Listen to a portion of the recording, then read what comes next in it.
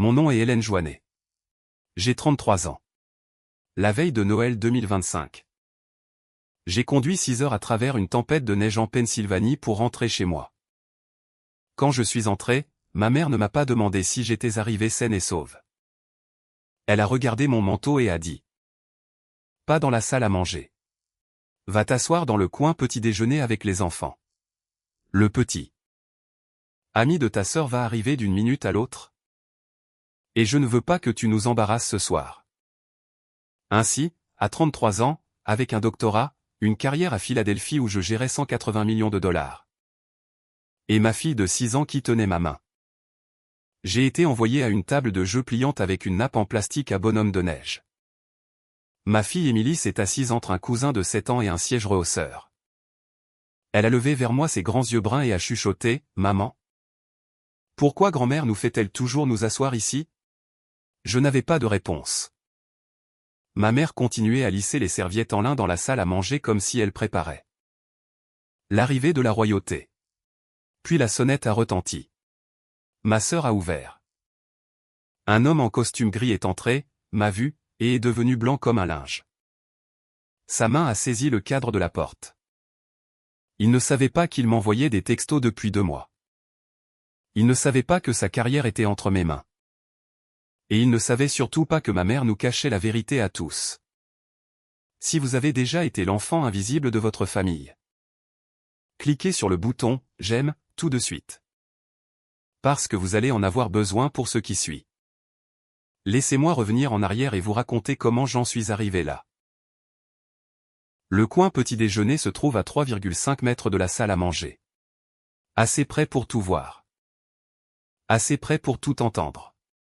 Assez loin pour bien montrer que nous n'avions pas notre place. La table de la salle à manger comptait 8 couverts. De la porcelaine Lennox que ma mère ne sortait que pour les grandes occasions.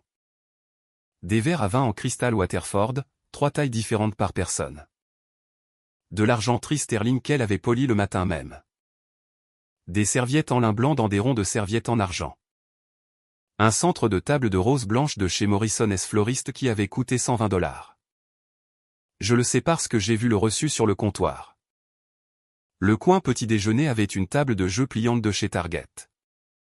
Une nappe en plastique à bonhomme de neige de dessin animé qui portait encore une tache de sauce de la fête de l'Action de grâce. Des assiettes en carton, des gobelets en plastique avec des princesses Disney pour les enfants. Une boîte de 24 crayons Crayola, mon cousin Jack, qui a 7 ans, ma cousine Emma, qui a 5 ans. Attachée dans un siège rehausseur, ma fille Émilie, qui a 6 ans, et moi. Émilie s'est assise à côté de Jack. Elle a regardé autour d'elle. Puis elle m'a regardé et a demandé de cette voix claire et bienveillante que possèdent les enfants. De 6 ans, maman, est-ce qu'on mange avec les bébés? Parce que grand-mère ne nous aime pas. J'ai senti ma gorge se serrer. Je me suis accroupi à côté d'elle. Non, ma chérie. On s'assoit juste ici pour que les grandes personnes aient plus de place. Elle a froncé les sourcils. Mais tu es une grande personne. J'ai répondu, je sais, bébé. Jack, inconscient de la tension, a tendu un crayon à Émilie. Tu veux colorier un dinosaure? Émilie a regardé la page de coloriage, puis m'a regardé à nouveau. Elle n'a pas pris le crayon. Je sais ce que vous pensez. Pourquoi suis-je même venu? Pourquoi conduirais-je 6 heures sous une tempête de neige avec ma fille pour m'asseoir à une table d'enfant? Parce qu'une partie de moi, une stupide partie pleine d'espoir, croyait que cette année serait différente. Qu'après tout ce que j'avais accompli, il me verrait enfin. J'avais tort. Mais avant de vous raconter ce qui s'est passé quand cet homme a franchi la porte, vous devez comprendre qui je suis vraiment. Parce que ma famille ne le sait pas. Ils n'ont jamais demandé. Je ne suis pas une mère célibataire en difficulté qui fait de la paperasse pour une organisation à but non lucratif en gagnant 48 000 $ par an. Je suis la directrice de programme principale de la National Cancer Research Foundation. L'une des 5 plus grandes organisations de financement de la recherche sur le cancer aux États-Unis. Je gère un portefeuille d'une valeur de 180 millions de $. Je supervise le financement de la recherche sur le cancer dans tout le pays. J'ai une équipe de 23 personnes qui me rendent compte directement. Je passe en revue plus de 400 demandes de subventions chaque année. Ma signature apparaît sur des lettres de financement qui valent des millions.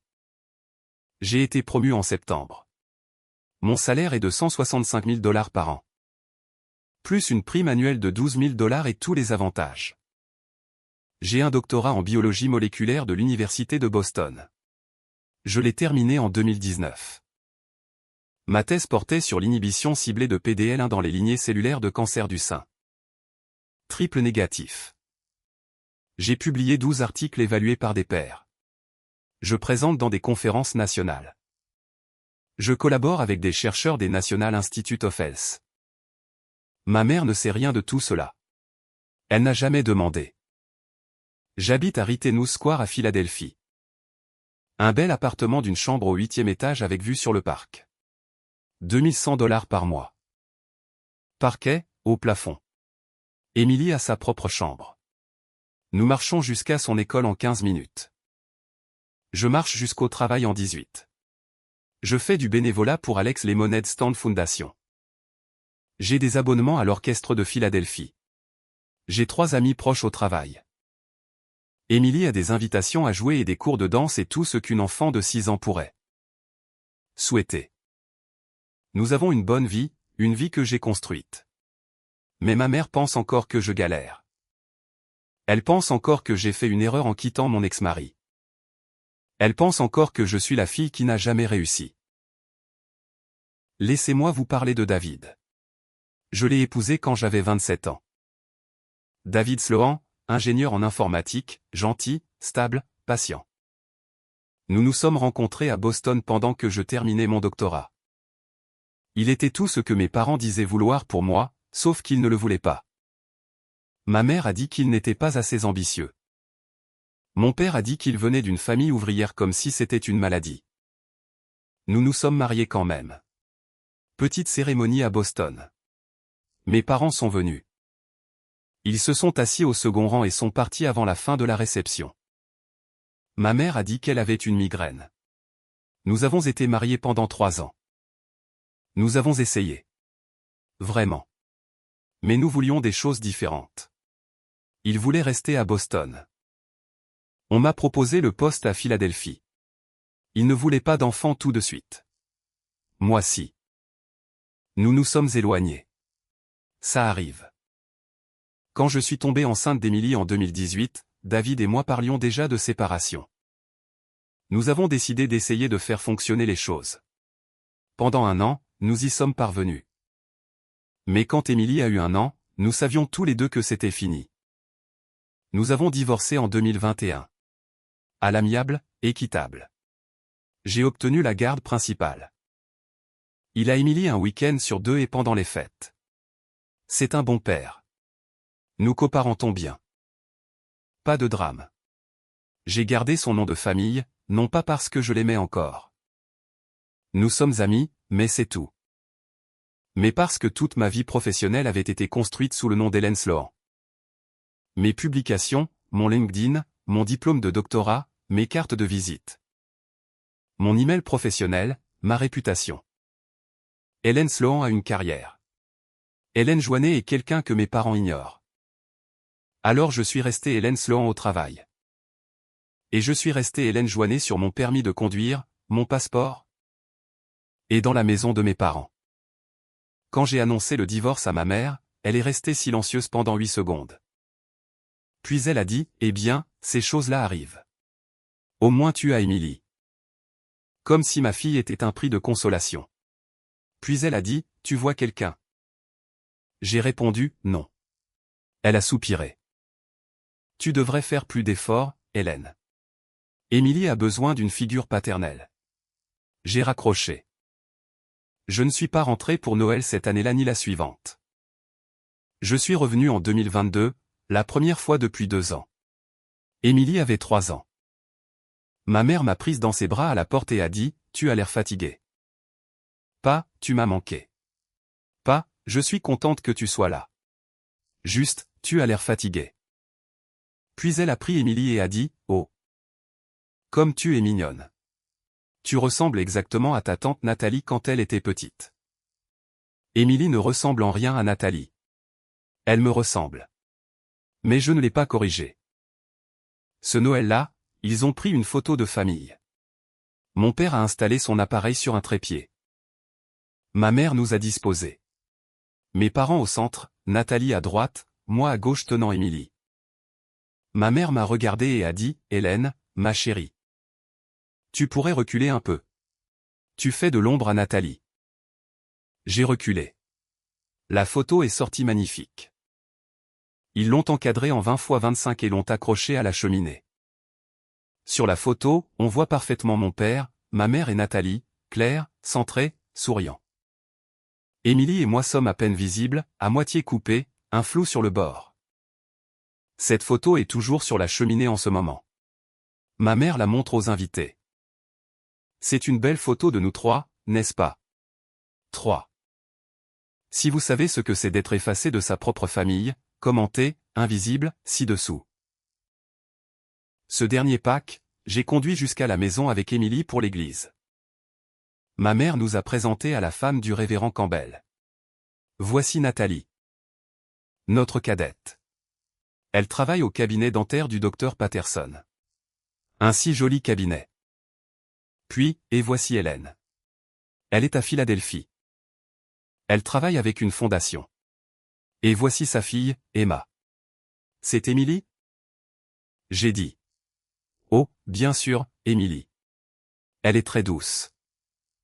Madame Campbell m'a demandé, quelle sorte de fondation, ma chère? Ma mère a coupé, la recherche sur le cancer. Un travail très noble. Maintenant. Avez-vous goûté le jambon? Je suis resté là, tenant la main d'Émilie, sans rien dire. Émilie a levé les yeux vers moi. Maman, grand-mère a encore oublié mon nom. J'ai serré sa main. C'est bon, bébé. Mais ce n'était pas bon. Et c'est à ce moment-là que j'ai arrêté d'essayer. Parce que voici ce qu'ils ne savent pas sur moi. Je ne survis pas seulement. Je m'épanouis. Mon appartement à Rittenhouse Square. Je pourrais m'offrir une maison en banlieue si je voulais. Mais je choisis la ville parce qu'Émilie et moi aimons marcher jusqu'au parc. Nous aimons les musées. Nous aimons notre vie. Mon travail. Je viens d'approuver le financement d'un essai clinique qui pourrait sauver 30 000 vies. Le mois dernier. J'ai présenté au conseil d'administration l'élargissement de nos initiatives de recherche sur le cancer pédiatrique. Ils ont approuvé 40 millions de dollars supplémentaires sur la base de mes recommandations. Je suis respecté dans mon domaine. On m'invite à parler dans des conférences. Des chercheurs m'appellent directement pour discuter de leurs projets. Je mentore de jeunes scientifiques. Je prends des décisions qui changent des vies. Mais ma mère pense que je suis une mère célibataire en difficulté qui fait du travail administratif. Pour une œuvre de charité. Et je l'ai laissé le croire parce que j'ai arrêté de me battre pour son approbation il y a des années. Jusqu'à ce soir. Parce qu'il y a 2 semaines, ma sœur Nathalie m'a appelé. Hélène? J'ai une super nouvelle. J'amène quelqu'un pour Noël. Il s'appelle Andrew. Andrew Brennan. C'est un médecin, un oncologue. Maman et papa vont l'adorer. Mon estomac s'est noué parce que je connaissais ce nom, Andrew Brennan. Je l'avais rencontré le 15 octobre à la réception annuelle des donateurs de la NCRF au Philadelphia Convention Center. C'est le plus grand événement de notre année. 340 invités, donateurs, chercheurs, médecins, membres du conseil, personnel. J'y étais en tant que membre du personnel. Robe Marine, badge. Hélène Sloan, PhD, directrice de programme principal, NCRF. Andrew était un invité, convié par le Pennsylvania Oncology Network, costume marine, cravate grise. Grand, soigné, bel homme de cette manière professionnelle travaillée. Il s'est approché de moi vers 19h20 près de la table des desserts. S'est présenté avec une poignée de main ferme et un contact visuel direct. Dr Andrew Brennan. Oncologue à l'hôpital Lancaster General. J'ai entendu de grandes choses sur le travail de la Fondation. Nous avons parlé pendant 11 minutes des avancées de l'immunothérapie, des défis du financement des essais cliniques, des thérapies combinées pour le mélanome métastatique. Il était charmant, articulé, posait des questions intelligentes. Mais quelque chose semblait calculé, comme s'il m'interviewait. Comme si chaque question avait un but. À la fin de notre conversation, il a demandé ma carte de visite. Je lui en ai donné une. Carton blanc, fini mat, logo NCRF dans le coin. Hélène Sloan, PhD, directrice de programme principal, National Cancer Research Foundation. Mon email, ma ligne directe. Il l'a regardé, a souri. Directrice de programme principal. Impressionnant. Vous devez avoir beaucoup d'influence sur les projets qui sont financés. J'ai gardé une voix neutre. Je fais partie d'un processus d'examen plus large. C'est très collaboratif. Il a hoché la tête. Mais quelque chose dans ses yeux m'a dit qu'il comprenait exactement ce que je faisais. Il m'a remercié, m'a serré la main à nouveau, a dit que c'était un plaisir. J'ai pensé que c'était tout. Le lendemain, j'ai reçu un texto. Hélène? C'était merveilleux de vous rencontrer hier soir. J'aimerais beaucoup continuer notre conversation. Autour d'un café. Êtes-vous libre cette semaine? Je n'ai pas reconnu le numéro. Puis j'ai vu la signature. Andrew Brennan, MD. J'ai attendu 3 heures, puis j'ai répondu. Professionnel, poli. Merci, Andrew. Je suis débordé avec les examens de fin d'année, mais j'apprécie la proposition. Un soft non. Il a renvoyé un texto 4 jours plus tard. Je comprends que vous soyez occupé, mais si votre emploi du temps se libère. J'aimerais beaucoup vous emmener dîner. Pas de discussion de travail. Juste une bonne conversation. Je n'ai pas répondu, mais j'ai fait quelque chose que je n'aurais probablement pas dû. Je suis allé dans notre base de données, j'ai cherché son nom. Il y était. Proposition de subvention soumise le 28 septembre, Lancaster General Hospital. Département d'hématologie-oncologie. Chercheur principal, Andrew Brennan, MD, 3,2 millions de dollars. Essai clinique de phase 2 combinant pembrolizumab et dabrafenib pour le mélanome métastatique. Nutébraf. Il était dans ma file d'attente d'examen et soudain son approche à la réception prenait sens. Il s'était renseigné sur moi. Il savait que j'étais directrice de programme principal. Il savait que je gérais le flux de financement en hématologie-oncologie. Il s'était approché de moi délibérément. Ce texto n'était pas seulement amical. Il était stratégique. Je suis resté là, fixant mon téléphone, sentant un froid. Parce que j'avais maintenant un conflit d'intérêts, un gros. Selon la politique de la NCRF et les directives des NIH. Je suis tenu de divulguer immédiatement et de me récuser de tout examen de subvention où j'ai une relation personnelle avec le chercheur principal, même une relation potentielle. Mais je ne savais pas à quel point Andrew était sérieux. Peut-être qu'il était juste amical. Peut-être que je surinterprétais. Alors je n'ai pas répondu et je n'ai pas déposé de divulgation. Je me suis dit que je m'en occuperais si ça devenait un problème. Il a continué à envoyer des textos. 2 novembre. J'espère que ça ne paraîtra pas trop direct. Mais j'ai vraiment apprécié notre conversation. Que diriez-vous d'un café? Juste 30 minutes. 10 novembre. Je pense encore à notre discussion sur la thérapie CAR-T. J'aimerais beaucoup entendre plus de vos idées autour d'un déjeuner. 18 novembre. Je serai à Philadelphie la semaine prochaine pour une conférence. Une chance que vous soyez libre. Pour dîner? 22 novembre, la veille de la fête de l'Action de grâce. Je sais que vous êtes occupé. Mais je n'ai pas pu m'empêcher de penser à notre conversation à la réception. Juste un café. Quand? Dites-vous? Chaque texto était poli, quasi professionnel, mais persistant. J'ai répondu à celui-là. Andrew, j'apprécie votre persistance. Mais mon emploi du temps est chargé jusqu'à la fin de l'année. Passez une agréable fête de l'Action de grâce. Un autre soft non. Il a répondu immédiatement. Compris. J'espère que vous passerez de merveilleuses fêtes avec votre famille. Je n'ai pas répondu. Et puis 2 jours plus tard, Nathalie a appelé. Hélène? Je dois te dire quelque chose. J'ai rencontré quelqu'un. Il s'appelle Andrew. Andrew Brennan. C'est un oncologue à Lancaster General. On se fréquente depuis 3 semaines. Et c'est incroyable. Il est tellement intelligent et gentil et maman va mourir quand elle le rencontrera. Mes mains sont devenues engourdies. Andrew Brennan. Oui. Tu le connais? Je me suis assise sur mon canapé. Je l'ai rencontré à un événement professionnel brièvement. Oh mon Dieu. Petit monde. Il a mentionné qu'il était allé à un truc de recherche sur le cancer à Philly. C'était toi? Oui. On a parlé quelques minutes. Il est incroyable. Hélène. Je pense vraiment que ça pourrait être sérieux. Je l'amène pour Noël.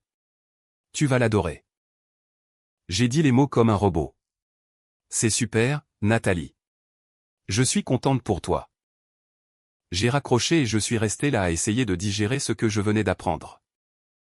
Andrew Brennan, l'homme qui m'envoyait des textos depuis 6 semaines pour me demander de sortir. L'homme dont la subvention de 3,2 millions de dollars était dans ma file d'attente d'examen. L'homme qui avait clairement étudié mon poste et s'était approché de moi stratégiquement. Il sortait avec ma sœur et il n'avait aucune idée que nous étions liés parce que le nom de famille de Nathalie est Joannet. Le mien professionnellement est Sloan parce que ma mère ne parle jamais vraiment de moi. Quand les gens demandent, elle dit, Hélène vit à Philadelphie. Elle travaille avec une organisation à but non lucratif. Elle a une fille. Vague, méprisant, comme si j'étais une pensée après coup. Andrew Brennan n'avait aucun moyen de faire le lien. Et je n'ai pas dit à Nathalie ce qui s'était passé parce que dirais-je? Alors je n'ai rien dit. J'ai conduit jusqu'à la maison pour le week-end de la fête de l'Action de grâce. Je suis resté 2 jours. Andrew n'était pas encore là, mais Nathalie parlait de lui sans arrêt. Andrew a dit ceci. Andrew pense cela. Andrew va révolutionner le traitement du mélanome. Ma mère rayonnait chaque fois qu'elle entendait son nom. Un médecin, Nathalie, un oncologue. C'est merveilleux. Je suis parti le vendredi matin, j'ai conduit jusqu'à Philadelphie avec Emily, sans dire un mot. Et puis 2 semaines avant Noël, quelque chose s'est produit qui a tout changé. Nathalie a appelé ma mère. Appel vidéo. Je le sais parce que ma mère m'en a parlé plus tard. Nathalie était excitée, enthousiaste. Maman. Andrew m'a raconté la chose la plus drôle. Il a dit qu'il avait rencontré cette femme à un événement de recherche sur le cancer à Philadelphie. Elle s'appelle Hélène Sloan. Elle est directrice de programme principal ou quelque chose comme ça. Il a dit qu'il avait essayé de l'inviter à prendre un café plusieurs fois. Mais elle répétait qu'elle était trop occupée. Il la trouvait vraiment impressionnante. N'est-ce pas? Drôle? Le même prénom que ma sœur. Le visage de ma mère, d'après ce qu'elle m'a dit bien plus tard, est devenu blanc. Parce que ma mère n'est pas stupide. Elle sait que je travaille à Philadelphie. Elle sait que j'utilise le nom de famille de mon ex-mari professionnellement. Elle sait que je travaille dans la recherche sur le cancer. Hélène Sloan, Hélène Joannet, la même personne. Ma mère a su à cet instant qu'Andrew m'avait courtisé. Et elle n'a rien dit. Elle n'a pas dit à Nathalie. Elle ne l'a pas avertie. Elle ne m'a pas appelé. Au lieu de cela, elle a dit à Nathalie, « Oh, comme c'est drôle. » Eh bien, je suis sûr qu'elle était juste occupée. Andrew a fait le bon choix avec toi, ma chérie. Elle a raccroché et elle a enterré ça parce que ma mère voulait Andrew pour Nathalie. Elle voulait le médecin à succès, l'homme respectable. Le gendre dont elle pourrait se vanter à l'église. Et si cela signifiait cacher le fait qu'il avait d'abord courtisé sa fille aînée, tant pis. Je ne savais encore rien de tout cela. Je ne l'apprendrai que la veille de Noël. Mais j'ai su que quelque chose n'allait pas quand ma mère m'a appelé le 23 décembre. Hélène, tu viens toujours demain, n'est-ce pas? Oui, maman. Bien. Parce que le petit ami de Nathalie sera là. Andrew? C'est un médecin. Très accompli. Très respectueux. C'est important pour Nathalie. Alors j'ai besoin. Que tu sois juste agréable. Ne parle pas trop. Ne mentionne pas ton travail. Ne parle pas de Philadelphie. Laisse juste Nathalie avoir son moment. Tu peux faire ça pour ta sœur? J'ai senti Émilie tirer sur ma manche. Elle tenait son ours en peluche préféré, prête pour le voyage. Bien sûr, maman. Je suis sérieuse, Hélène. Ne nous embarrasse pas, elle a raccroché. J'ai regardé Émilie. Elle m'a souri. On va voir grand-mère et grand-père? Je me suis agenouillé, je l'ai prise dans mes bras. Oui, bébé, on y va. Elle a penché la tête. Il nous aime? Mon cœur s'est un peu brisé. Bien sûr qu'il nous aime, ma chérie. Mais je n'étais pas sûr d'y croire. Alors nous avons fait les valises, les cadeaux que j'avais mis des semaines à choisir.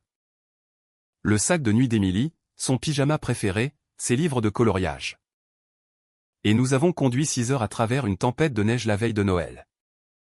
Émilie s'est endormie à l'arrière. J'ai conduit en silence, regardant la neige, pensant à ce qui m'attendait. Nous sommes arrivés à 16h52. J'ai garé la voiture dans l'allée, j'ai réveillé Émilie. On est là, bébé. Elle s'est frotté les yeux, a regardé la maison. C'est joli. Elle l'était. La maison de mes parents à Upper Saint-Clair est magnifique. Coloniale blanche, grand porche, lumière de Noël, couronne sur la porte. Nous avons monté les marches. J'ai frappé. Ma mère a ouvert la porte, m'a regardé. Pas Émilie. Moi. Tu es en retard. Pas, comment s'est passé le trajet? Pas, je suis contente que tu sois saine et sauve. Juste, tu es en retard. Elle a regardé mon manteau, mon jean, mes bottes avec de la neige dessus. Comme si j'avais traîné de la boue sur son tapis blanc. Pas dans la salle à manger. Va t'asseoir dans le coin petit déjeuner avec les enfants. Le petit ami de ta sœur va arriver d'une minute à l'autre. Et je ne veux pas que tu nous embarrasses ce soir. Émilie a levé les yeux vers moi, confuse. J'ai pris sa main. Viens, ma chérie. Nous avons traversé la maison, passé la salle à manger avec sa table parfaite. Jusqu'au coin petit déjeuner, table de jeu pliante. Nappe en plastique à bonhomme de neige avec encore la tache de sauce. Assiette en carton, Jake et Emma déjà là en train de colorier. Émilie s'est assise à côté de Jake, a regardé autour d'elle. Puis m'a regardé et a demandé assez fort pour que tout le monde entende, « Maman. Pourquoi grand-mère nous fait-elle toujours nous asseoir ici? Est-ce qu'on mange avec les bébés? Parce qu'elle ne nous aime pas? » Ma mère, depuis la salle à manger, a fait semblant de ne pas entendre. Je me suis accroupi à côté d'Émilie. Non, bébé. On s'assoit juste ici pour laisser plus de place aux grandes personnes. Mais tu es une grande personne. Je sais. Elle a froncé les sourcils, n'a pas pris de crayon. Je me suis assise à côté d'elle entre ma fille de 6 ans et un siège rehausseur. Et j'ai regardé ma mère lisser ses serviettes en lin pour la 12e fois. Mon père se tenait près de la cheminée, regardant sa montre. Nathalie faisait les 100 pas près de la fenêtre, robe bordeaux, cheveux parfaits. Maquillage parfait, vérifiant son téléphone, puis la fenêtre, puis son téléphone à nouveau. Elle était nerveuse, excitée. C'était son moment, et j'étais la note de bas de page. La sœur qui ne comptait pas, la femme à la table des enfants. La sonnette a retenti exactement à 17h. Nathalie a presque couru jusqu'à la porte, a lissé sa robe. A vérifié son reflet dans le miroir du couloir. A ouvert la porte avec un sourire qui pouvait illuminer la pièce. Andrew, tu es pile à l'heure. Il est entré. Costume gris anthracite, cravate bordeaux, chaussures Oxford noires polies comme un miroir. tenant une bouteille de vin, Château Margaux. Je m'y connais en vin. Ça vaut au moins 2 cents. Il a souri à Nathalie, s'est penché, l'a embrassée sur la joue. Et puis ses yeux ont fait ce que font les yeux de tout le monde quand ils entrent dans un nouvel espace. Ils ont balayé, prenant en compte la pièce, les gens, l'agencement. Son regard a passé mon père, passé ma mère, passé la salle à manger, et s'est posé sur moi. Assise à la table des enfants, à 3-5 mètres, ma fille à côté de moi. J'ai vu ça se produire au ralenti. Reconnaissance, choc, panique. Son visage a perdu toute couleur, du alcin au pâle en 2 secondes. Son corps a trébuché légèrement, comme si quelqu'un l'avait poussé par derrière. Sa main droite s'est tendue, a saisi le cadre de la porte, point blanc. La bouteille de vin dans sa main gauche a basculé. Il l'a rattrapée avant qu'elle ne tombe. Sa bouche s'est entr'ouverte un peu. 4 secondes et demie de contact visuel direct. Je n'ai pas détourné le regard. Je suis juste resté là, calme. Le regardant réaliser que la femme à qui il envoyait des textos depuis 2 mois était assise à une table d'enfants dans la maison des parents de sa petite amie. Nathalie n'a rien remarqué. Elle était trop occupée à prendre son manteau. Andrew, ça va? Il a cligné des yeux, s'est repris vite, sourire professionnel se remettant en place. Oui, désolé, j'ai glissé. Votre sol est très poli. Sa voix était tendue juste un peu. Ma mère s'est précipitée comme un faucon. Oh, faites attention. Donald vient de cirer hier. Elle a tendu la main. Vous devez être le docteur Brennan. Nous sommes tellement ravis. Andrew a détaché ses yeux de moi, lui a serré la main. Madame Joannet, merci de m'accueillir. Votre maison est magnifique. Lisse, comme si rien ne s'était passé. Mon père s'est avancé, poignée de main ferme, l'évaluant. Donald Joannet, enchanté. Plaisir, monsieur. Nathalie rayonnait, tenant son bras. Andrew, voici mon père et ma mère. Et elle a fait un geste vague vers le fond de la maison. C'est Hélène, ma sœur aînée. Elle vit à Philadelphie. Elle travaille avec des organisations à but non lucratif. Le mépris dans la voix de ma mère était clair, comme si elle s'excusait de mon existence. Andrew s'est tourné, m'a regardé, sourire forcé. Enchanté, Hélène. Émilie a tiré sur ma manche. Maman, qui est cet homme? Je ne me suis pas levé. J'ai juste parlé, clair, calme. On s'est déjà rencontrés. La pièce s'est figée. Toutes les têtes se sont tournées. Le sourire de Nathalie a vacillé. Quoi? Les yeux de ma mère se sont braqués sur moi comme un fouet, avertissement tranchant. Le visage d'Andrew est redevenu pâle. J'ai gardé une voix égale. On s'est rencontrés à une conférence en octobre. La réception des donateurs de la NCRF à Philadelphie. La mâchoire d'Andrew s'est crispée. Il a regardé Nathalie, puis moi. C'est vrai. Oui. Je ne savais pas que vous étiez liés. Nathalie a ri, nerveuse. Oh. Eh bien, petit monde. Ma mère a forcé de la luminosité. N'est-ce pas charmant? Maintenant, Andrew, installons-vous. Le dîner est presque prêt. Elle l'a conduit vers la salle à manger. Il a marché raide, n'a pas regardé en arrière. Nathalie a traîné, me regardant, confuse. Tu n'as pas mentionné que tu le connaissais. J'ai haussé les épaules. Ça n'est pas venu sur le tapis. Elle a froncé les sourcils. Mais ma mère l'a appelée et elle s'est précipitée. Émilie a levé les yeux vers moi. Maman, tu connais cet homme? Oui, bébé. Un peu. Pourquoi il avait l'air effrayé quand il t'a vu? Les enfants, ils voient tout. J'ai lissé ses cheveux. Je ne sais pas, ma chérie. Pourquoi tu ne colories pas avec Jack? Elle a pris un crayon, mais elle n'a pas cessé de jeter des regards vers la salle à manger. Le dîner a été servi à 18h15. Les adultes à la table principale sont passés en premier. Ma mère a apporté des plateaux depuis la cuisine, dinde rôtie de 15 marquettes, jambon glacé. Purée de pommes de terre, casserole de haricots verts, sauce au canneberge, petit pain frais. La salle à manger ressemblait à une page de magazine. Porcelaine Lennox, cristal Waterford, 3 verres à vin par couvert, argenterie Sterling. Andrew était assis à la place d'honneur. À la droite de ma mère, en face de Nathalie, le révérend Campbell et sa femme. Oncle Jacques et tante Christine, tous regardants, tous souriants. Personne n'est venu nous servir au coin petit déjeuner.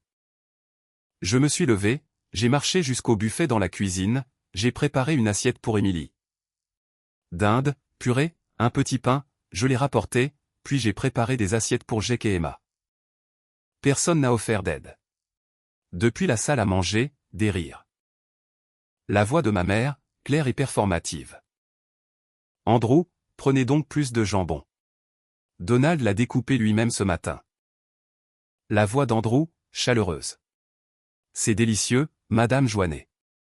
Tout est merveilleux. Le révérend Campbell posait des questions. Parlez-nous de votre cabinet, Dr Brennan. La réponse fluide d'Andrew, humble mais confiante. J'ai la chance de travailler avec une équipe incroyable à Lancaster General. Nous explorons des thérapies combinées pour le mélanome métastatique. Essayant de rendre l'immunothérapie plus efficace en l'associant à des médicaments ciblés. Ma mère, révérend, comme c'est important, un travail si vital. J'ai découpé la dinde d'Émilie en petits morceaux. Elle mangeait tranquillement. De temps en temps, elle regardait vers la salle à manger, puis vers moi. Maman, pourquoi tu ne t'assois pas avec les grandes personnes? Parce que grand-mère voulait qu'on s'asseye ici, bébé. Mais tu es une grande personne. Emma, la fille de 5 ans, a renchéri. Ouais, pourquoi tu t'assois avec nous? Je l'ai regardée, honnête. C'est vraiment une bonne question, Emma. Depuis la salle à manger, mon père demandait à Andrew son parcours. Où avez-vous fait votre résidence? Nathalie, intervenant avec fierté. Il est modeste. Parleur de l'essai clinique que tu développes, Andrew. Andrew, riant, autodépréciatif. C'est encore au premier stade, mais nous sommes pleins d'espoir. Je suis resté là à manger de la dinde dans une assiette en carton. Écoutant Andrew décrire l'essai clinique exact que j'examinais depuis 3 mois. L'essai dont il ne savait pas que j'avais le pouvoir. Émilie a fini son repas, a poussé son assiette. Maman, on peut rentrer à la maison maintenant. J'ai embrassé le sommet de sa tête. Bientôt, bébé. Le dessert est arrivé à 18h45. Tarte aux pommes, tarte à la citrouille, crème fouettée dans un bol en cristal. Oncle Jacques était assis à côté d'Andrew. Il parlait. Du golf, je crois. Le téléphone d'Andrew a vibré dans la poche de sa veste. Il l'a sorti, a jeté un coup d'œil à l'écran.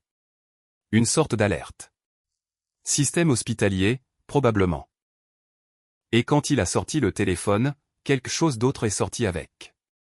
Une carte de visite. Elle est tombée, a atterri face vers le haut sur le sol. Oncle Jacques l'a vue, s'est penché, l'a ramassée. Vous avez fait tomber quelque chose. Il l'a tendue vers Andrew. Mais avant qu'Andrew ne puisse la prendre, oncle Jacques a jeté un coup d'œil à la carte. L'a lu à voix haute. Réflexe. Hélène Sloan, doctorat en philosophie, directrice de programme principal, National Cancer Research Foundation. Il a marqué une pause, a regardé vers le coin petit déjeuner. Vers moi. Hélène, c'est la tienne? La pièce est devenue silencieuse. Toutes les fourchettes se sont arrêtées. Toutes les conversations se sont tues. La main d'Andrew s'est figée à mi-chemin de la carte. La tête de ma mère s'est retournée brusquement. Nathalie a fixé. J'ai regardé oncle Jacques, calme. Oui, c'est la mienne. La voix de Nathalie, tremblante. Pourquoi as-tu la carte de visite de ma sœur? Andrew l'a regardé, puis moi, puis elle à nouveau, cherchant ses mots. On s'est rencontrés à la réception dont j'ai parlé en octobre. Elle m'a donné sa carte. Je n'ai pas réalisé, je ne savais pas que vous étiez liés.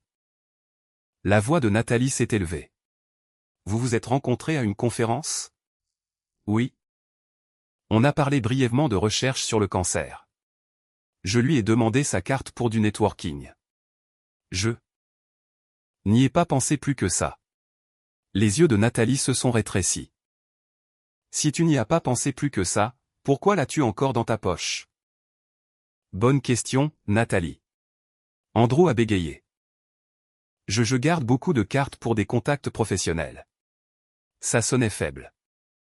Il le savait. Nathalie s'est tournée vers moi. Hélène. Émilie a tiré sur ma manche. Maman, tout le monde te regarde. J'ai serré sa main, je me suis levé, j'ai marché lentement vers la table de la salle à manger. 8 paires d'yeux m'ont suivi. J'ai sorti mon téléphone de ma poche, je l'ai déverrouillé, j'ai fait défiler. J'ai trouvé les messages, et j'ai commencé à lire. Calme, égal, comme si je lisais un bulletin météo. 16 octobre. Hélène? C'était merveilleux de vous rencontrer hier soir. J'aimerais beaucoup continuer notre conversation. Autour d'un café. Êtes-vous libre cette semaine? Silence. J'ai fait défiler. 2 novembre. J'espère que ça ne paraîtra pas trop direct. Mais j'ai vraiment apprécié notre conversation. Que diriez-vous d'un café?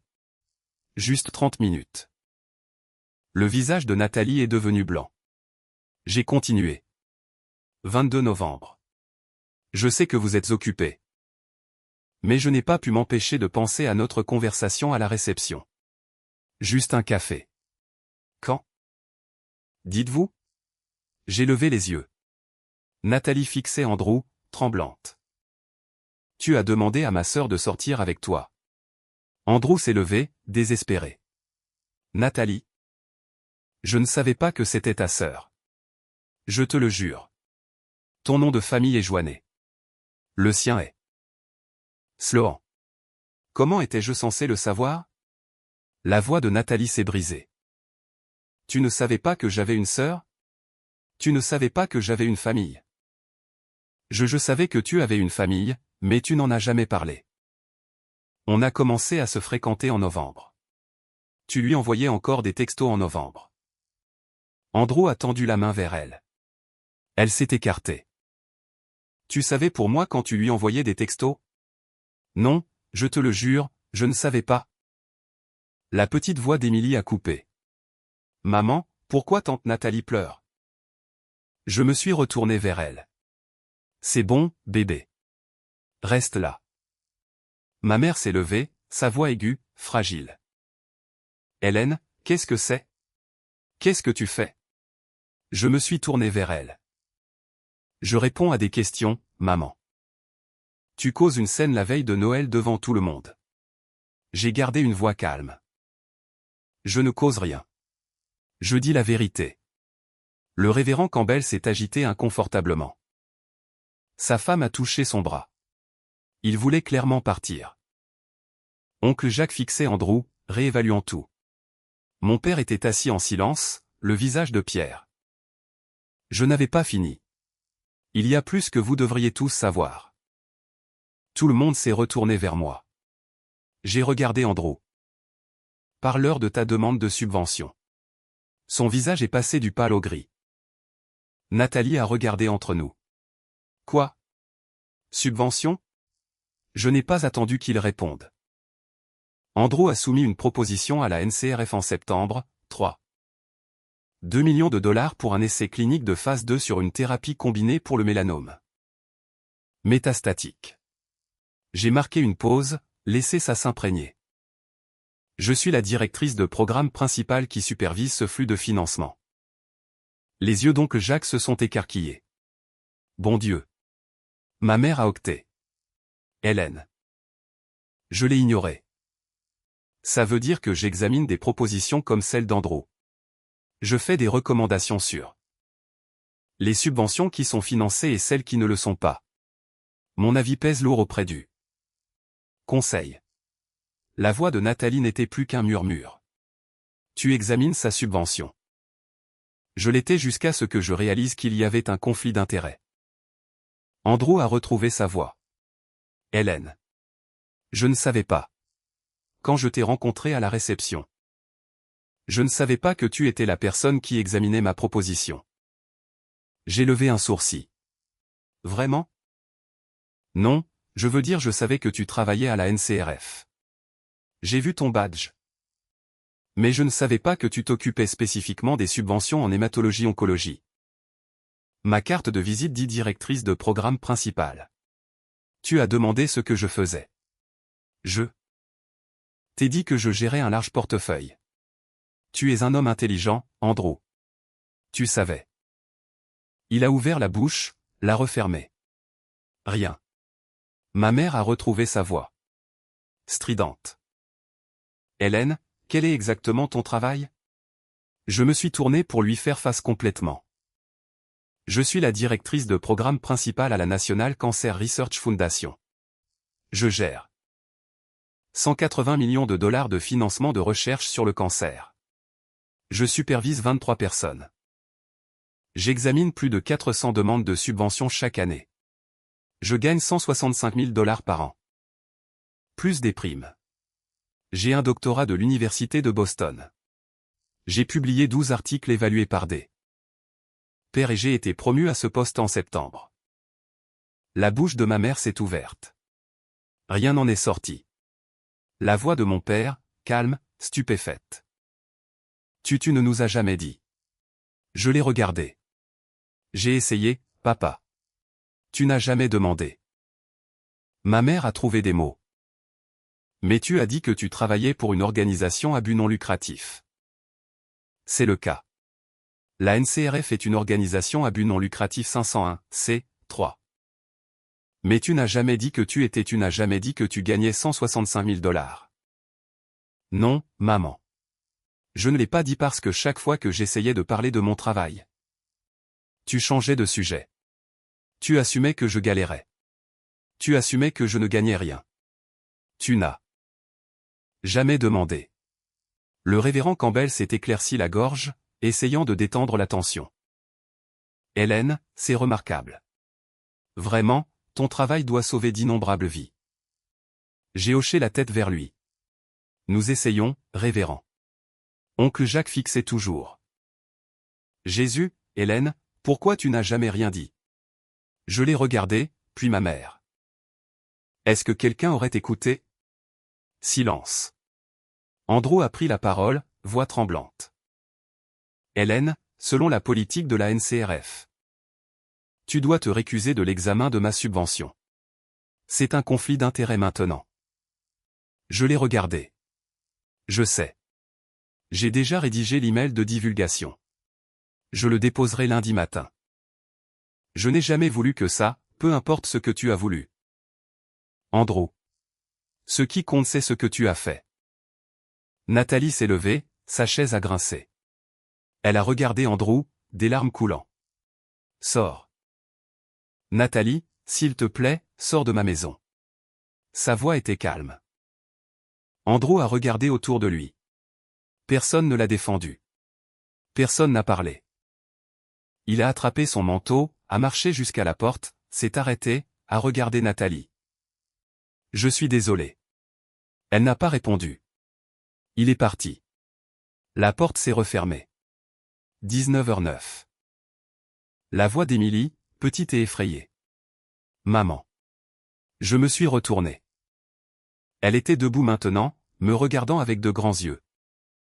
Je suis retourné vers elle, me suis agenouillé. C'est bon, bébé. Pourquoi tout le monde criait? Il ne criait pas après toi, ma chérie.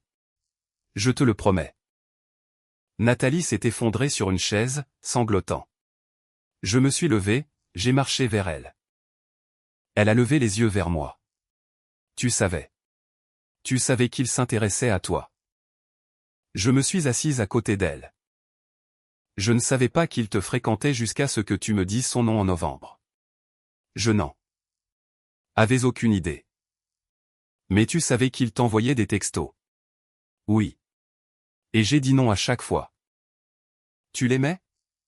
J'y ai pensé, honnête. Non.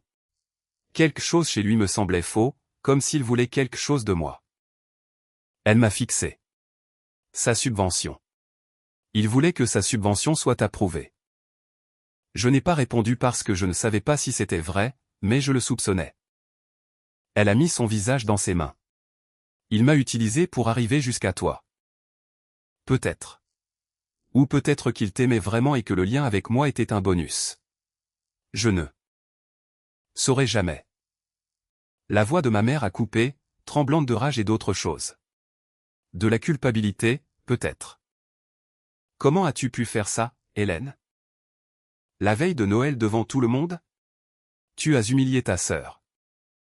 Je me suis levé, je l'ai regardé. J'ai dit la vérité, maman. Tu aurais dû te taire. Tu aurais dû, la voix de mon père, ferme. Barbara, arrête. Elle s'est retournée vers lui. Tu prends son parti. Il m'a regardé, puis Nathalie, puis ma mère à nouveau. Elle a sauvé Nathalie d'une terrible erreur. Cet homme mentait. Mieux vaut qu'elle sache. Maintenant. Les yeux de ma mère se sont remplis de larmes. Tu as toujours été jalouse de ta sœur. Toujours. Et c'est là que j'en ai eu assez. Non, maman. Je n'ai jamais été jalouse. J'en ai juste assez d'être invisible. Je suis allé au porte-manteau, j'ai pris ma veste. Le manteau d'Émilie. La voix de ma mère, désespérée. Où vas-tu? À la maison. Tu ne peux pas partir. C'est la veille de Noël. Je me suis tourné pour lui faire face une dernière fois. Maman? Tu m'as assise à une table d'enfants. Tu m'as dit de ne pas vous embarrasser. Tu m'as présenté à tes amis et tu as oublié le nom de ma fille. Tu as passé 33 ans à me traiter comme si je ne comptais pas. Alors oui, je peux partir et je vais le faire. J'ai tendu la main à Émilie. Viens, bébé. On rentre à la maison. Elle a pris ma main immédiatement. La voix de Nathalie, calme, brisée. Hélène, attends. Je me suis arrêté. Elle s'est essuyée les yeux. Merci de m'avoir dit. J'aurais voulu que tu me le dises plus tôt. Mais merci. J'ai hoché la tête. Mon père s'est levé. Hélène, conduis prudemment, toutes les deux. Sa voix était douce. Peut-être la première fois depuis des années qu'il me regardait. Vraiment me regardait. Je le ferai, papa. Émilie et moi sommes sortis dans la neige. Le froid a frappé fort. Ma voiture était enterrée sous 10 centimètres. J'ai déverrouillé le coffre. Les cadeaux étaient toujours là, intacts. Je ne les ai pas sortis. J'ai attaché Émilie dans son siège auto. Elle était silencieuse, en train de digérer. Je suis monté, j'ai démarré le moteur. Je suis resté là pendant que le chauffage se mettait en route. Mon téléphone a vibré. Texto de Nathalie. Je suis désolé pour tout. Conduis prudemment. Je n'ai pas encore répondu. Juste resté là. La voix d'Émilie depuis l'arrière. Maman, on rentre à la maison maintenant? Je l'ai regardé dans le rétroviseur. Oui, bébé. On rentre à notre vraie maison à Philadelphie. Oui, notre vraie maison. Elle a souri. Petit. Bien. J'aime mieux notre maison. Moi aussi, bébé. Moi aussi. J'ai reculé hors de l'allée. Je n'ai pas regardé la maison. Le trajet du retour a pris 6h30. La neige était pire. Les routes vides. Je me suis arrêté une fois. Station-service de Somerset. J'ai fait le plein. J'ai acheté un café horrible. Je l'ai jeté. Émilie dormait à l'arrière. Mon téléphone n'arrêtait pas de vibrer. Je ne l'ai pas regardé avant un arrêt vers 22h30. 3 textos de Nathalie. Je suis désolé. Je ne savais jamais ce que tu faisais. J'aurais dû demander. Maman ne gère pas bien, mais papa lui a dit qu'elle avait tort à ton sujet. 2 textos de ma mère. Tu as embarrassé cette famille au-delà de toute réparation. Je ne sais plus qui tu es. 1 de mon père. Rentre saine et sauve, mon enfant. 1 d'un numéro inconnu. Hélène? C'est Andrew. Je suis désolé pour tout. Je vais me récuser professionnellement. J'espère que tu pourras me pardonner. J'ai supprimé le numéro d'Andrew, j'ai répondu à mon père. On est en sécurité, merci. Je n'ai pas répondu à ma mère, je suis remonté dans la voiture, j'ai conduit. Nous sommes arrivés à Philadelphie à 2h18 du matin. Le jour de Noël. J'ai porté Emily jusqu'à notre appartement. Elle était à moitié endormie. Je l'ai bordée dans son lit, j'ai embrassé son front. Elle a murmuré, « Maman. » Oui, bébé. Je suis contente qu'on soit à la maison. Moi aussi. Je suis allé dans ma chambre, je me suis changé, je me suis effondré sur mon lit.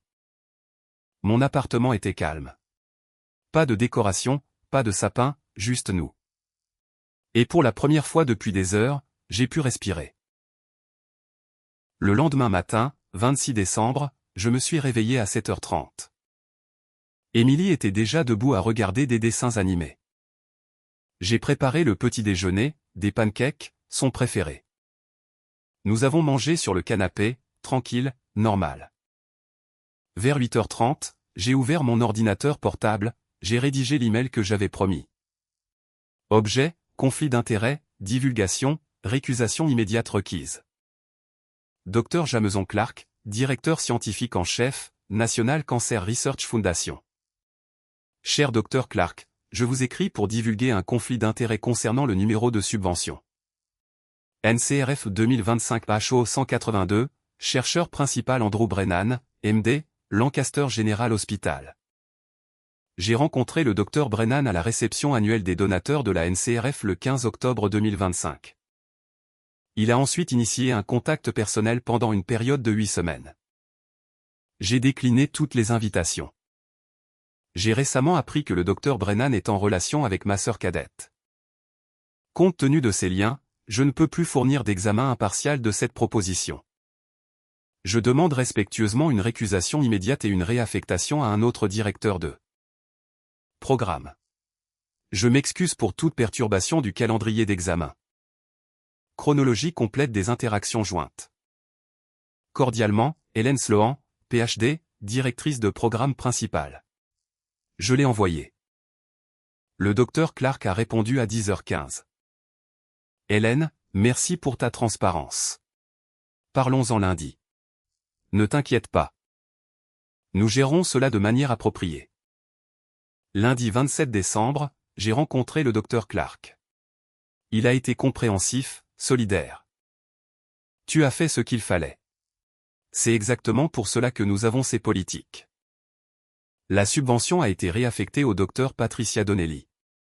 J'étais officiellement hors du dossier. Au cours des 2 semaines suivantes, Nathalie et moi avons échangé des textos, pas tous les jours, mais régulièrement. Elle digérait, elle souffrait, mais elle se réveillait aussi. J'ai regardé Andrew en ligne. Il a un schéma. Hélène. Des femmes dans des positions qui pourraient aider sa carrière. Je me sens tellement idiote. Je l'ai appelé. Tu n'es pas une idiote. Il était calculateur. Tu ne pouvais pas savoir. Tu penses qu'il m'a ciblé pour arriver jusqu'à toi. J'ai été honnête. Je ne sais pas. Peut-être. Ou peut-être qu'il t'aimait vraiment et m'a vu comme un bonus. Dans tous les cas, tu t'en sors mieux. Elle a été silencieuse puis. Merci de m'avoir dit. Tu es ma sœur, Nathalie. Est-ce que je le suis? On se parle à peine.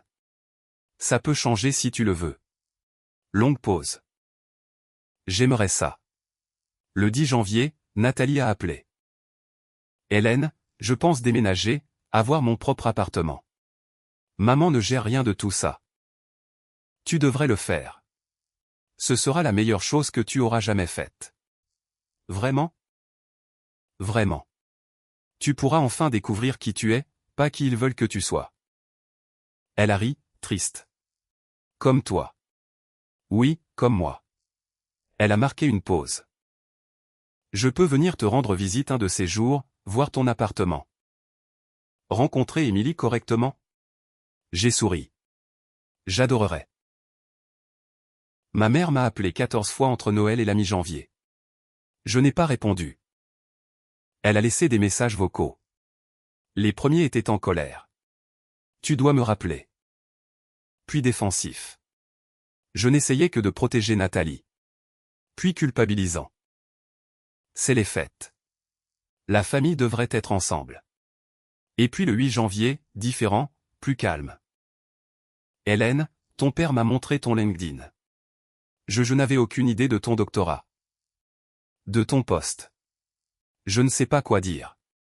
S'il te plaît, appelle-moi. J'ai écouté. Je n'ai pas supprimé. Je n'ai pas rappelé. Pas encore.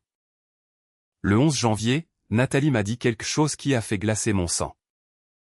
Hélène, je dois te dire quelque chose sur maman. Quoi? 2 semaines avant Noël. J'étais en appel vidéo avec elle. Je parlais d'Andrew. J'ai mentionné qu'il m'avait raconté avoir rencontré une femme nommée Hélène Sloan à un événement sur le cancer. Il a dit qu'il avait essayé de l'inviter à sortir, mais qu'elle était trop occupée. Mon estomac s'est noué. Et le visage de maman est devenu bizarre, comme si elle réalisait quelque chose. Mais elle n'a rien dit. Elle a juste changé de sujet. Je n'y ai pas repensé jusqu'à maintenant. Elle savait. Elle savait qu'Andrew m'avait courtisé. Elle a fait le lien. Hélène Sloan. Hélène. Joannet. Elle savait et elle ne t'a pas dit. Nathalie est restée silencieuse longtemps. Pourquoi aurait-elle fait ça? J'ai fermé les yeux. Parce qu'elle voulait que tu l'aies. Le médecin à succès, le gendre respectable. Même si cela signifiait cacher ce qu'il avait fait. Oh mon Dieu. Oui. La voix de Nathalie tremblait. Je dois lui parler. Nathalie, non. Je dois. Elle a raccroché. 20 minutes plus tard, mon téléphone a sonné. Ma mère. J'ai failli ne pas répondre, mais quelque chose m'a fait décrocher. Allô. Sa voix était épaisse, comme si elle avait pleuré. Hélène. Nathalie vient de elle m'a confronté à propos d'Andrew, à propos de ce que je savais. Je n'ai rien dit. J'aurais dû lui dire. J'aurais dû te le dire. Je voulais que Nathalie soit heureuse. Je voulais qu'elle ait quelqu'un de bien. Et j'ai pensé que si j'ignorais. Juste, ça passerait. Tu as choisi le fantasme de Nathalie plutôt que la vérité. J'avais tort. Silence. Hélène, je suis désolé pour ça. Pour tout, pour la table des enfants, pour t'avoir méprisé. Pour n'avoir jamais demandé de ta vie, pour 33 ans à t'avoir traité comme si tu ne comptais pas. J'ai senti quelque chose se fissurer dans ma poitrine. Je ne sais pas si désolé est suffisant, maman. Je sais. Mais c'est tout ce que j'ai. J'ai raccroché. Le 14 février, jour de la Saint-Valentin, ironiquement, Alicia m'a dit quelque chose au travail. Tu as entendu? La subvention Brennan a été approuvée. J'ai levé les yeux. Quoi? L'examen du docteur Donnelly est revenu. 2 millions approuvés. Science solide. Protocole solide. Le conseil a voté oui. Je me suis adossé, dit Gérant. La subvention d'Andrew avait été financée, de façon équitable, et je n'ai rien ressenti. Ni colère, ni satisfaction, juste une neutralité professionnelle. Il a obtenu ce qu'il méritait au mérite. Le processus a fonctionné. Bien. Le 21 février, j'ai reçu une lettre par la poste, manuscrite, l'écriture de ma mère, 3 pages. Papier crème avec son monogramme. Je me suis assise à ma table de cuisine. Émilie était en invitation. Je l'ai ouverte, lue 2 fois. Hélène, j'ai écrit cette lettre une douzaine de fois, l'ai jetée une douzaine de fois. Mais j'ai besoin d'essayer. J'avais tort sur tant de choses. J'ai construit un récit dans ma tête. Sur qui tu étais. La fille qui faisait des erreurs. La fille qui n'arrivait pas à bien faire. La fille qui avait besoin d'être réparée. Je n'ai jamais demandé si ce récit était vrai. J'y ai juste cru. Ton père m'a montré ton profil LinkedIn. Tes publications. Ton post. Je n'en avais aucune idée. J'ai l'impression de t'avoir regardé à travers un verre. Déformé pendant 33 ans. Voyant quelqu'un qui n'était pas là. Je ne sais pas comment réparer ça. Je ne sais pas si je peux. Mais je veux essayer si tu me le permets. Je t'aime. Je t'ai toujours aimé. Je ne savais juste pas. Comment le montrer? Je suis désolé. Maman.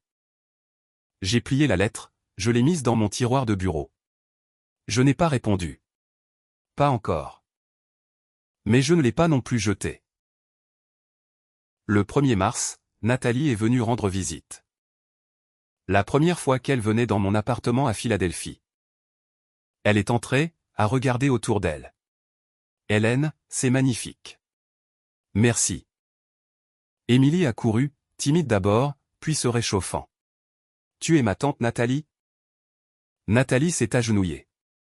Oui, et tu dois être Émilie. J'ai tellement entendu parler de toi. Elles ont colorié ensemble pendant que Nathalie et moi parlions. Je déménage le mois prochain. J'ai trouvé un endroit à Shadyside. Une chambre. C'est petit. Mais c'est à moi. Je suis fier de toi. Maman n'est pas contente. Elle s'adaptera. Nathalie a regardé Émilie, puis moi. Tu as fait ça toute seule. Tu l'as élevée, tu as construit ta carrière sans aide.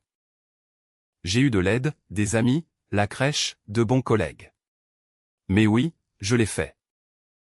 Je ne sais pas si je pourrais. Tu pourrais si tu le devais. Elle a souri. Peut-être. Nous avons commandé des pizzas, regardé un film. Émilie s'est endormie sur le canapé. Nathalie l'a regardée. Elle a de la chance de t'avoir.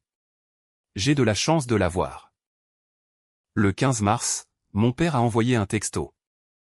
Ta mère veut venir rendre visite, voir Émilie, voir ta vie.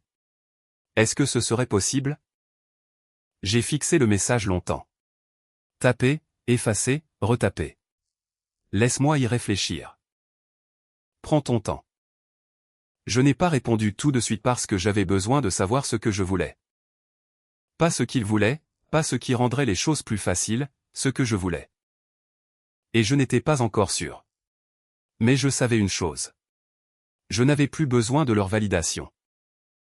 Je n'avais plus besoin qu'ils me voient pour savoir que j'existais. J'avais construit une bonne vie, une vie dont j'étais fier. J'avais une fille qui m'aimait, une carrière qui comptait, des amis qui m'appréciaient. Une ville qui me semblait un foyer. Je n'avais pas besoin de l'approbation de ma mère. Je n'avais pas besoin de la fierté de mon père. Mais peut-être, juste peut-être, je pouvais les laisser entrer selon mes conditions. Avec mes limites. Non pas parce qu'ils le méritaient, mais parce que je méritais la paix. Le 20 mars, Émilie m'a posé une question pendant que je l'abordais. Maman, on va revoir grand-mère et grand-père? J'ai lissé ses cheveux. Peut-être, bébé, un jour. Ils nous aiment maintenant? J'ai embrassé son front. Je pense qu'ils apprennent. Elle a souri. Endormi.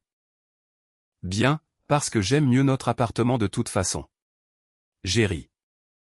Moi aussi, ma chérie. Moi aussi. J'ai éteint sa lumière, je suis allé dans ma chambre, je me suis assise près de la fenêtre. Philadelphie s'étendait en dessous de moi, des lumières scintillantes. Une ville vivante. Mon téléphone a vibré. Texto de Nathalie. J'ai signé le bail. Je déménage le 1er avril. Merci de m'avoir montré que c'était possible. J'ai souri, j'ai répondu. Fier de toi. Un autre texto de mon père. Quand tu seras prête. Aucune pression. J'ai posé le téléphone. Peut-être que je les inviterai en avril. Peut-être en mai. Peut-être pas du tout. Mais le choix était le mien. Et cette liberté, ce pouvoir de choisir, c'était tout. J'ai pensé à la veille de Noël, à la table des enfants, au visage d'Andrew, à la voix de ma mère. À la sortie dans la neige. Ça avait été douloureux, désordonné, public, Mais ça avait aussi été nécessaire. Parce que parfois, la seule façon d'être libre est de dire la vérité, même quand ça vous coûte. Même quand ça ruine Noël. Même quand ça fait de vous le méchant dans l'histoire de quelqu'un d'autre. J'ai dit la vérité. Et je me suis choisi. Et maintenant je suis ici, dans mon appartement, dans ma ville. Avec ma fille qui dort au bout du couloir et ma sœur qui trouve son propre chemin. Et mes parents qui commencent peut-être enfin à me voir. Je ne sais pas comment cette histoire se termine. Je ne sais pas si nous reconstruirons. Je ne sais pas si le pardon est possible. Mais je sais ceci. Je ne suis plus invisible. Pas pour eux, mais plus important encore, pas pour moi-même. Je suis Hélène Sloan, PhD, directrice de programme principal, mère célibataire, survivante. Et je suis suffisante. Plus que suffisante. Je suis tout. Si vous êtes arrivé jusqu'ici, merci d'avoir écouté, d'être là. Si vous avez déjà été l'enfant invisible, laissez un commentaire. Vous n'êtes pas seul. Et si vous avez déjà dû vous choisir plutôt que les attentes de la famille, abonnez-vous parce que votre histoire compte aussi. Voici ma vérité. Voici ma vie. Et je suis enfin libre.